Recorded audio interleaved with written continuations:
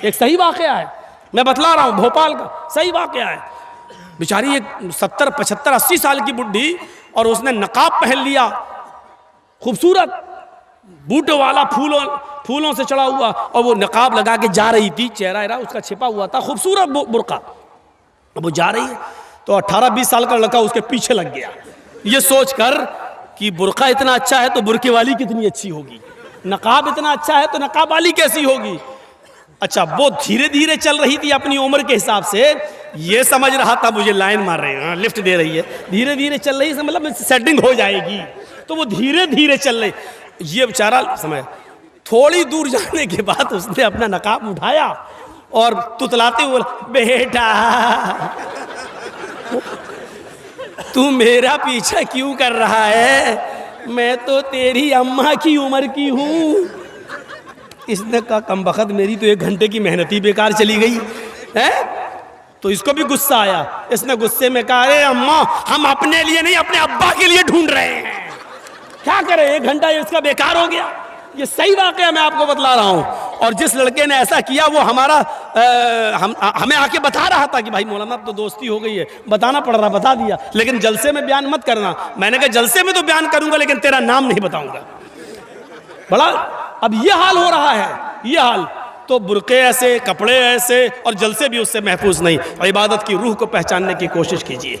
मौलाना जर्जीस साहब को पुलिस ढूंढ रही है और पहचानती नहीं है, और मेरे पास आके कहती है, मौलाना जर्जीस को देखा, और मुझे से पूछ रही है। मैं 2 कदम हट गया, यहां था, यहां आ गया। जी क्या कह रहे हो?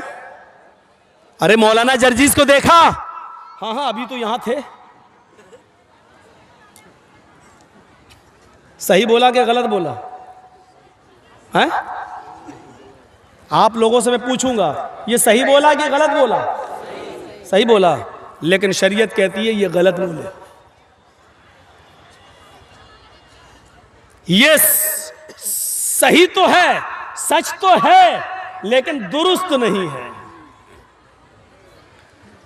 उसने आपसे कहा कि मौलाना जर्जीस को देखा, मौलाना जर्जीस तो आप ही हैं, और आप ये जानते हैं कि ये मुझी को पूछ रहा है, तो फिर आपको ये कहने की जरूरत नहीं है कि अभी तो यहां थे। अब ये झूठ में लिखा जाएगा। मसलन मेरा बिजनेस मालदा से चलता है, और कोई आदमी मुझसे पूछे, यार मौलाना साहब माल लेके कहां जाते हो, कहां बेचते हो, मैंने बताना नहीं चाहता। भाई मैं बताऊंगा तो बिजनेस तुम भी शुरू कर दोगे, कंपटीशन हो जाएगा। हम नहीं चाहते कि मेरे बिजनेस में कोई और भी इंटरफियर कर सके। आपने मुझसे पूछा, मौलाना साहब कल कहां थे, आप जानना चाह रहे हैं मेरे जगह के बारे में, आप जानना चाह रहे हैं मेरे बिजनेस के बारे में। अरे मौलाना साहब कल माल लेकर कहां गए थे, कल कहां थे? और मैंने कह दिया, जमीन के ऊपर आसमान के नीचे। मैंने क्या कहा? जमीन के ऊपर आसमान के नीचे। मैं जहां भी था तो जमीन के ऊपर ही रहा था, और जहां भी था तो आसमान के नीचे ही था। आपकी नजर में ये बात सही हो सकती है, लेकिन शरीयत की नजर में ये बात सही नहीं है, क्योंकि वो भी जानता है कि जमीन के ऊपर और आसमान के नीचे। वो जानना चाहता है कि आप किस शहर में थे, किस बस्ती में थे, कहां थे, और आप बताना नहीं चाहते। आप साफ कहिए, मैं आपको बता नहीं सकता, मैं कहां था ये मैं आपको नहीं बता सकता। कोई गुनाह नहीं है, आप सही बोल दीजिए, मैं कहां था मैं आपको नहीं बताना चाहता, आप मुझसे बार बार मत पूछे, मैं आपको नहीं बताऊंगा, बस बात खत्म कर दीजिए। लेकिन आप चाहते हैं कि वो बुरा भी ना माने और मैं झूठा भी नहीं हूं, और आप ऐसा बीच का रास्ता निकालें, ऐसा बीच का रास्ता। और ऐसे लोगों ने बहुत से रास्ते निकाले थे, आपको मालूम है। 4 बुजुर्गों में से एक बुजुर्ग, 4 इमामों में से एक इमाम ऐसे भी गुजरे हैं कि हम नाम नहीं लेंगे, आप लोग अंदाजा लगा लीजिएगा कि उनके जमाने में एक आदमी और उसकी बीवी बहुत ज्यादा हांडी चाटती थी, गोश्त पकने के बाद ऐसे लेके हांडी चाटती थी ऐसे, हाँ। उसको बड़ा शौक था हांडी चाटने का, और शौहर को ये बहुत बुरा लगता था। शौहर ने उसको बहुत समझाया लेकिन वो नहीं मानी। एक दिन गुस्से में कह दिया कि अगर तूने अब हांडी चाटी तो तुझ पे 3 तलाक। वो आदत कहां बदलती किसी की। 2-4 दिन तक तो बेचारी नहीं चाटी, 5-6वें दिन उसने फिर चाट ली, भूल गई। अब उस इलाके के सारे मौलवियों ने फतवा दे दिया कि तलाक हो गई। कहा क्यों? कहा उसने हांडी चाट ली। कहा सबसे बड़े बुजुर्ग से पूछ लिया जाए, वहां से डिग्री ले ली जाए, सर्टिफिकेट ले लिया जाए। उनके पास पहुंचे साहब सब लोग, ये भी पहुंचा। तो मैं चाहता नहीं हूं कि मेरी बीवी मुझसे जाए। मैं उन्होंने कहा ये बताओ, सारे मौलाना कह रहे हैं तलाक हो गई। कहा अच्छा ये बताओ बेटी, तुमने हांडी कैसे चाटी? रास्ता निकल रहा। कहा नहीं, जैसे चाटते वैसी चाटी, ऐसे लेके हैं। फरमाया कि तलाक हुई नहीं। कहा क्यों? सारे मौलाना चढ़ बैठे, तलाक नहीं हुई। उसने कहा हांडी चाटी तो तुझ पे 3 तलाक। बुजुर्ग मोहतरम कहते हैं उसने हांडी चाटी कहाँ है, उसने तो उंगली चाटी है। शौहर ने तो ये कहा था कि अगर तूने हांडी चाटी तो तलाक। उसने हांडी ऐसे उठा के चाटी होती तो तलाक होती। उसने हांडी नहीं चाटी, उसने हांडी से शोरबा निकाल के उंगली चाटी है, इसलिए तलाक नहीं हुई। वाह वाह क्या ही दिमाग है, वाह क्या समझदारी है ये। इसीलिए बुजुर्ग वो ले गया अपनी बीवी को उठा के। तो ये देखिए, जबकि उसके दिल की नीयत यही थी। वो पहले भी ऐसी ही चाटती थी, पहले भी उंगली चाटती थी, पहले भी वो हांडी नहीं चाटती थी, और उसको यही चीज बुरी लगती थी।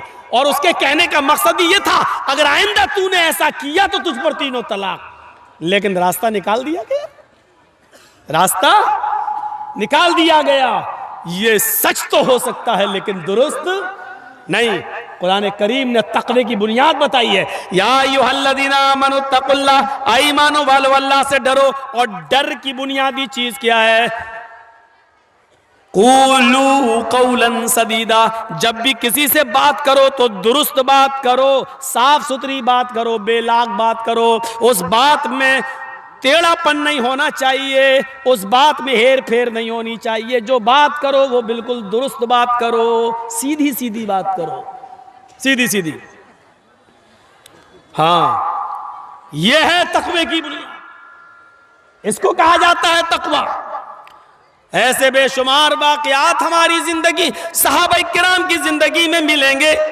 कुरान कहता है इन्ना अकरमकुम इंदल्लाहि अत्काकुम।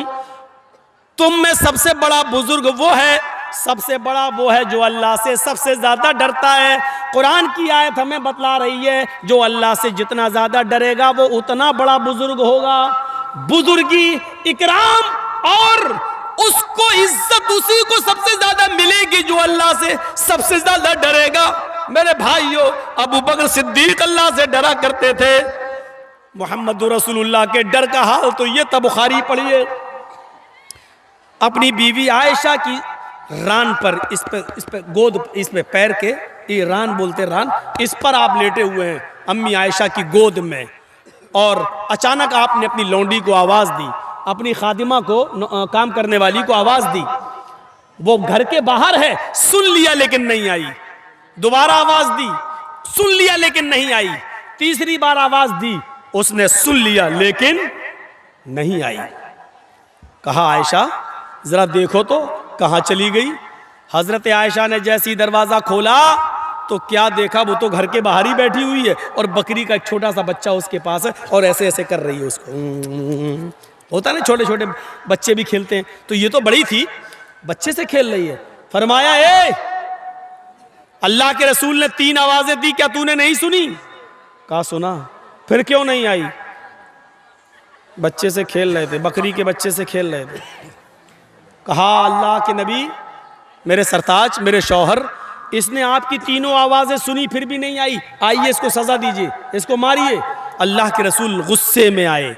बुखारी शरीफ की हदीस है, अल्लाह के नबी बाहर निकले और उस लौंडी से, खादिमा से कहा सुन, मैंने तुझे पहली आवाज दी, तूने सुना था कि नहीं सुना था? उसने कहा जी सुना था। उस जमाने की नौकरानियां भी झूठ नहीं बोला करती थी। सजा मंजूर है लेकिन झूठ कबूल मंजूर नहीं है। हाँ सुनी, दूसरी आवाज दी, कहा वो भी सुनी। मैंने तीसरी बार तुझे आवाज दी, कहा अल्लाह के नबी मैंने वो भी सुना था, फिर तू क्यों नहीं आई? मैंने सोचा कि आप कोई बड़ा काम करवाएंगे, मैं थकी हुई थी इसलिए मैं बरा गई, मैं सुस्ती कर गई और इस बच्चे के साथ खेलती रही। अल्लाह के नबी सल्लल्लाहु अलैहि वसल्लम की आंखें लाल हो गईं। ऐसा लगने लगा जैसे अनार का रस किसी ने आंखों में डाल दिया हो, इतना गुस्से में। आपने गुस्से में मिसवाक उठाई, ये कान में आपके मिसवाक लगी हुई थी, बुखारी शरीफ के अल्फाज। मिसवाक आपने आप मिसवाक कान में लगा लेते थे, जब भी नमाज का टाइम हुआ मिसवाक की फिर कान में लगाई, नमाज पढ़ना शुरू। जैसी नमाज का टाइम हुआ मिसवाक निकाली, मिसवाक की वजू बनाया और अंदर चले गए। तो मिसवाक कान में लगाए रहते थे। वो मिसवाक जो अल्लाह के नबी के कान में लगी हुई थी, इतनी बड़ी होगी कितनी, मिसवाक दांतों में करने वाली, और उसको उठाकर मारेंगे तो कितनी जोर से लगेगी। हम और आप अंदाजा लगाएं, कोई कोड़ा नहीं था, कोई दुर्रा नहीं था। आपने वो मिसवाक निकाली और निकालने के बाद तान लिया उसके ऊपर, मारना चाहते हैं उसको कि 3 मरतबा तूने मेरी आवाज सुनी और फिर भी नहीं आई। आपने वो मिसवाक उठाई, ऐसे करके उसके करीब ले गए और उसकी पीठ तक लाए। 1-2 इंच जब पीठ रह गई, 1-2 इंच का फासला रह गया तो आपने मिसवाक रोक ली और मिसवाक कान में लगाई और रोते हुए आंखों में आंसू आ गए। रोते हुए आप फिर अपने हुजरे में चले आए। अम्मा आयशा कहने लगी, आए मेरे सरताज, उसने आपकी आवाज 3 बार सुनी और फिर भी नहीं आई। फिर आपने गुस्से में मिसवाक भी निकाली। मैंने सोचा 5-6-10 मिसवाक आप उसको मारेंगे, लेकिन आपने एक भी नहीं मारी। मिसवाक उठाई और आपने उसको तान लिया, उसकी पीठ के करीब तक ले गए, लेकिन रोक लिया, आपने मारा नहीं। ऐसा क्यों? बल्कि खुद रोने लगे। फरमाया, आयशा आयशा, मैंने गुस्से में मिसवाक उठा ली, मैंने उठाकर उसको मारना चाहा। जैसे ही मैं मारते हुए खींचते हुए उसको उसकी पीठ तक ले जाने लगा, मेरे जहन में ये सवाल आया, आए मोहम्मद सल्लल्लाहु अलैहि वसल्लम, उसने जो गलती की है तुझे नहीं मालूम उस गलती की सजा कितनी है? ये तेरा मिसवाक मारना और मिसवाक से उसकी पीठ पर इतनी जोर से लग जाना, कहीं ऐसा ना हो ये तेरी दी हुई सजा उसके जुर्म से, उसकी गलती से कहीं ज्यादा ना हो जाए।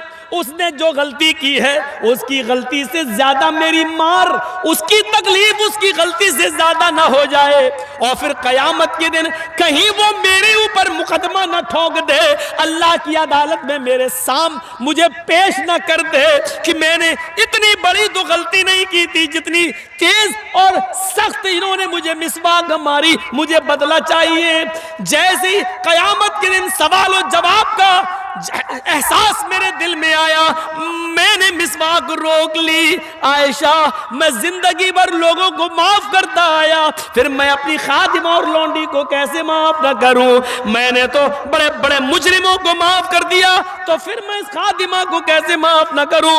मुझे इस एहसास ने कि मेरी दी हुई सजा कहीं इसकी गलती से ज्यादा ना हो जाए, इसलिए मैंने रोक लिया। ये तकवा था, इसको कहते हैं तकवा, इसको कहते हैं परहेजगारी। एहसास क्या आ गया कि कहीं इसकी गलती से बढ़कर मेरी सजा, मेरी दी हुई सजा ना हो जाए और कयामत के दिन मुझसे हिसाब न ले लिया जाए। रोक लिया, अपने आप को एहसास पैदा करके रोक लेने का नाम तकवा है। ये नबी अकरम का तकवा था। उधर आइए, अबू बकर सिद्दीक का तकवा देख लीजिए। हजरत अबू सईद खुद, हजरत अबू बकर सिद्दीक का तकवा देखिए। उनका भी एक गुलाम था। भाई मैंने खरीदा है किसी को, वो मेरा गुलाम है, हम उससे काम करवा सकते हैं, मेहनत मजदूरी करवा सकते हैं, और मेहनत मजदूरी कराकर जो वो कमा कर लाएगा उसकी कमाई हम खा सकते हैं, क्योंकि वो मेरा गुलाम है, हमने खरीदा है, जायज़ है शरीयत के अंदर। अबू बकर सिद्दीक ने अपने गुलाम को भेजा, जाओ, रोजाना वो कुछ कमा कर लाता था, अबू बकर सिद्दीक को खिला देता था। एक दिन गया और जल्दी आ गया। हजरत अबू बकर सिद्दीक ने कहा, आज बहुत जल्दी आ गए हो? कहा हाँ, कुछ खजूर है मेरे पास। अरे लाओ यार, जल्दी लाओ, मुझे भूख लग रही है, आज बहुत तेज़ भूख है, कुछ मिला ही नहीं खाने को। उसने खजूर रख दिए और अबू बकर सिद्दीक ने एक खजूर उठाया और खाया। वल्लाह, एक, अल्लाह की कसम, एक खजूर उठाया और खा लिया। गुलाम कहने लगा